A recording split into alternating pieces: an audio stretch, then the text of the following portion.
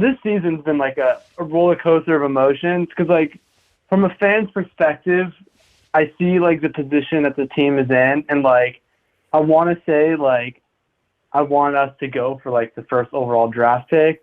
But when you're in a position to, like, to beat one of the top teams and you lose a 4-2 lead, like, it was just, like, flashbacks to the Capitals game, like, what, like 2 years ago? Yeah. And, like, yeah, you're going for the first overall pick, but you lose a game that you shouldn't have lost. Yeah. You know, it was like, emotions. I don't know what to feel, if I should be upset that we lost or happy that we lost, because, you know, well, teams below us are catching up. If the initial reaction to losing is good, something's not right. You know. Now, to your point, there's some consolations this year if, in fact, it turns out to be a number 1 draft pick, and we may or may not be doing a Conor Bedard segment tomorrow on Sharks Pregame Live, and by that I mean we are doing it. So perfect, perfect timing, right?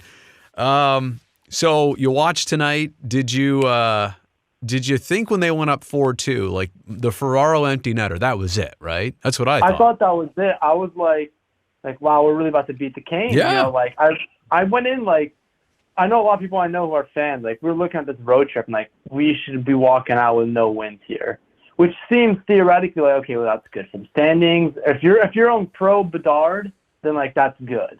But when you're up, like, if you're in the game, you're up 4-2. You're like, okay, well, we squeak out a win here. Like, standings, ignore that. Like, that's a great win for a team that's struggling to find confidence. And watching that slip, that's heartbreaking. From a long-time fan, that's heartbreaking, even though I set in mind, like, I want Conor Bedard at the start of the season. Like, that was my goal for this team.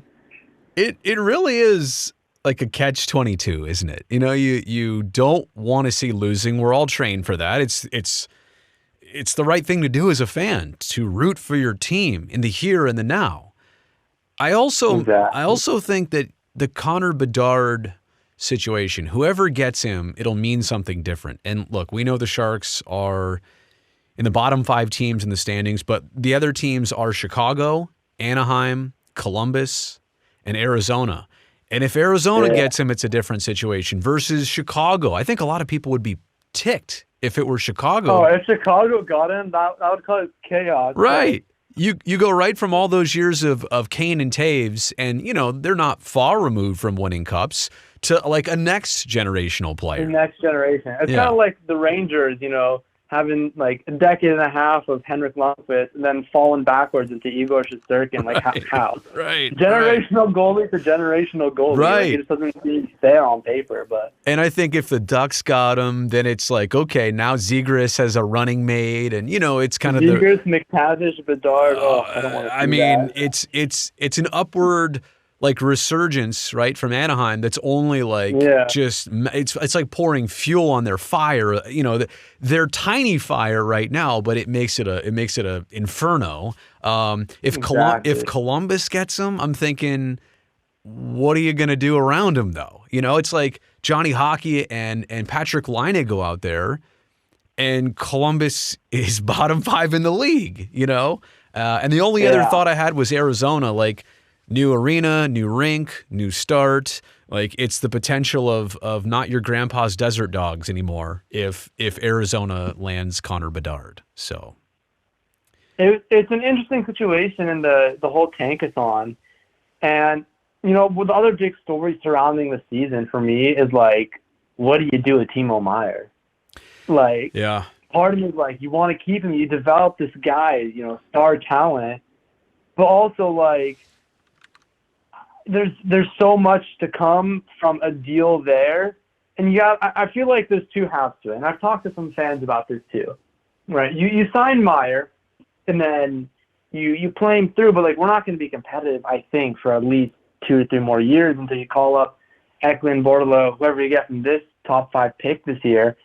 And then you start moving towards competitiveness. Or, you know, you trade him for, like, a large package. And I think something that the Sharks need is a top defensive prospect. And that originally was supposed to be, like, Ryan Merkley, but he hasn't panned out as well. And And I feel like a Timo Meier trade could involve a top defensive prospect, which I think that's something, in my opinion, the Sharks to target, because their defensive prospective pool is just not looking too deep right now. Like the forwards, they have great goaltending depth. I'm a huge fan of Magnus Krona. I think he's been doing great in University of Colorado. But there's not really much in the defensive area, and I think that's something they need to target. But what do you think? I think to your point, you brought up Timo, and I'll just start like from the beginning.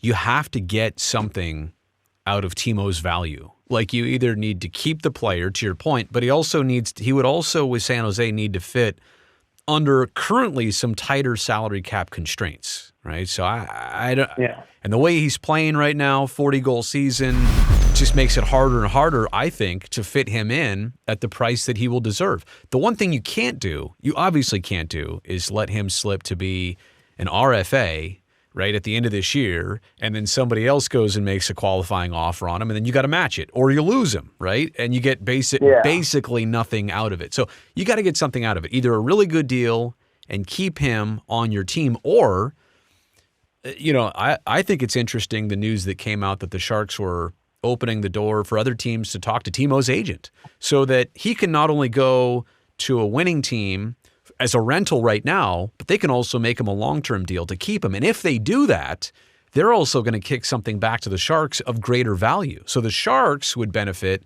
from a trade right now versus even, a month ago when none of that was reportedly being discussed. So you got to get something. To your point, maybe it's on the blue line versus a forward. Is it players? Is it picks? I don't know. It's probably a collaboration of things, but you got to get something out of Timo. And I've said this before. I hate sitting here and speculating of who's going to get traded. I hate talking about other people's business like that. But this is stresses me out. Well, it stresses me out. That's what it is, though. For him, it's business, and quite honestly, this could work out well for him personally. This could work out really well for the Sharks as a team. So it's got to play out. I just look forward to it playing out and getting to a resolution so that he knows where he's going, Sharks know what they're getting, and hopefully everybody can move on, in a good fashion. Yeah, I agree. I think from a Sharks fan's perspective, I think the majority of us can think that way or agree with me. Yeah. We're looking for 3 key dates in 2023. The trade deadline, March 3rd, the draft lottery, and the draft. June 23rd, I think, is did I just look that up earlier? June 23rd is the draft. I don't know when the lottery is, but you're right. That's actually, it's more important than I think the lottery is going to be bigger than the draft. Yeah. Because, that's going to decide the future right there. If we saw, I know I'm going to be stressed that day. Because, if you're in the 30 to 31st range, maybe right. in 29, you have a shot. Yeah, but here's... We've seen teams scoop up the first overall when they weren't even in the last. We saw with in 2015 with the Oilers. They were third to last, I think, and they ended up with the first overall pick. Well, so you don't need to be last. Yeah, but be close enough. Here's the trip, though. If you do the math on this, the 32nd place team in the NHL, do you know what their odds are of getting the number 1 pick? I think it's this year's around 18.5. I saw that. I also saw it was up a little bit above 20. I got to go back and I got to really. I think Tankathon has him at 18.5. Tankathon the other day had him at 25.5, but I wasn't sure that was the highest number I've seen. But it also had the fifth to last place team as only an 8.5% chance. The bottom line is when we actually get this math, and I know we'll finally realize it as it gets closer, the season ends, we'll really crunch the numbers. It changes each year, yeah. Yeah, but the point is that even we're ballparking it, right? 18 to 25% chance. Let's say it's 1 in 4, 1 in 5 chance that even if you finish last, that you get the number 1 draft pick. It is not a certainty at all. In fact, the craziness of the NHL, you watch, it'll be the 7th to worst team in the league that gets the number 1 pick. It'll blow your mind. You'll say, how in the world did that happen?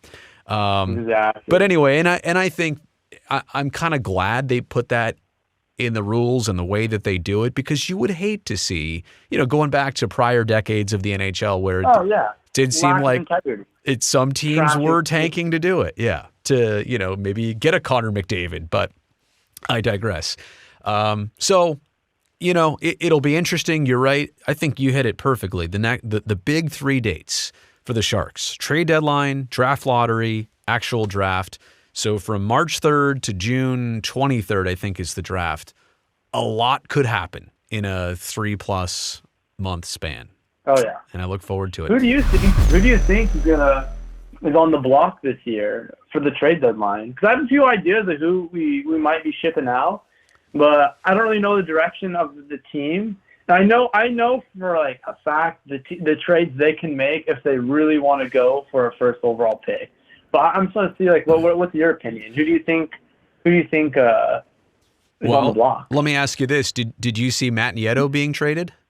Because I did. That was an interesting trade. Yeah, right. I think the guys in the bottom 6, especially like Nick Bonino, as much as I like his leadership figure, I think he fits as like an Andrew Cogliano type player from last year. Yeah. I think he might be one of the first to go as well.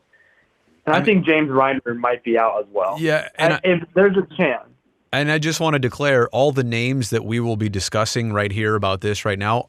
We're only discussing them because they're really good at what they do, and other teams would want this to join them in the playoffs. Nico Sturm, I think, is another. Nico Sturm, 100%. On a good contract, has already won a cup, understands the playoff run, adding depth. But you're right about Reimer. I also think Erik Karlsson is an interesting puzzle piece. Right? It's an interesting name. I don't see him moving anytime soon. I agree with you. Because of the contract, but he's settled down. He's having like good times. Like his family's here. He's got friends, and he just got here. And he knows that he wants to win, but it would be too much of a hassle for him and for the team to make a deal like that work. I'll tell you this, though. If the right opportunity rolled around, but I don't know if it will. And I realistically mean the right destination for him.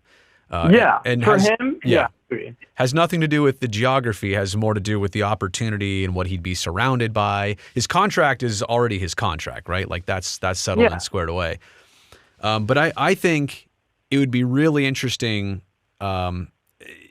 We will finish the end of the season, and I think he'll still be on the Sharks. But what happens after that during the summer when there are more and different talks, I don't know. But obviously the other one we've already discussed. I mean, for me, it's a guy like Nico Sturm. I think you're right about Bonino, but especially Reimer and Timo Meier. I think those are the big ones that we're looking at. And again, this is a compliment. If your name is on this list, it's good. Yeah. From a fan's perspective, it always feels really it feels bad. I feel bad having these guys, especially guys that just came here. Yeah. Because you don't get a chance to settle down. Like you're living in an apartment and you got to move out that year, Yeah. It kind of sucks, but there's benefit for them as well because they're going to whenever you're selling, the guys are going to a competitive team. That's almost a certain, unless there's a 3-way deal. So everyone that we've been selling off, they go to competitive teams, which I think is a great experience for them. But also in a situation we're at now, it helps, if you want to say tank, it helps that situation as well. I think that James Reimer, I think it's a double-edged sword because the number one way, in my opinion, if you don't want to win, you don't have good goaltending. And we've seen that with Chicago. They don't have good goaltending. Well, and you're not. James Reimer, yeah. I was just gonna say you're not. To your point, you're not without a Reimer in the rest of the season, and without a Timo Meier in the rest of the season, without a Nico Sturm, you're not going to win as many games. I think it's clear. But you're not going to win. But you're also not. You'll be lucky to squeak out some wins. You're not. Yeah, you're not tanking though because you've made those moves to better your team. Tanking, I've. No professional. I don't like using that word.